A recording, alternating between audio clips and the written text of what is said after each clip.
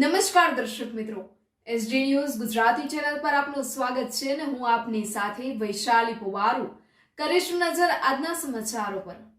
તલોદ ગામના ઉલાઈ માતાજીના મંદિરે સપ્તધૂણી તપસ્યાનું વિસર્જન કરવામાં આવ્યું।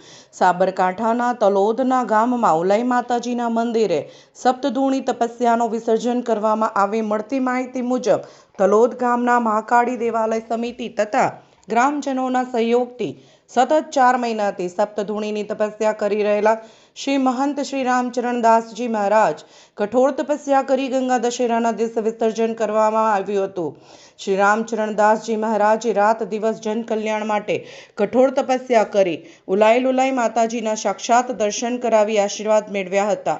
ભગવાન રામચંદ્રજીની અસીમ કૃપા મેળવી હતી। આ પ્રસંગમાં સંતો મહંતો તેમજ આજુબાજુના ગ્રામજનોના ઘોડાપુર ઉમટી પડ્યા હતા તથા શ્રી મહાકાળી દેવાલય સમિતિ દ્વારા ખૂબ જ સુંદર આયોજન કરી કાર્યક્રમની પૂર્ણાહુતિ કરવામાં આવી હતી, જેમાં ફૂલહાર સાલ તેમજ મોમેન્ટો આપી સંતોનું સ્વાગત કરવામાં આવ્યું હતું। તેમજ રાત્રિ દરમિયાન ભજન કીર્તનનું આયોજન કરી મહાપ્રસાદનું આયોજન કરવામાં આવ્યું હતું। પ્રસાદ લઈ લોકો ધન્ય બન્યા હતા। માતાજીના આશીર્વાદ લઈ આ કાર્યક્રમને પૂર્ણ કરવામાં આવ્યો હતો। Press reporter Paresh Sharma, Talod, Sabarkantha, SD news Gujarati.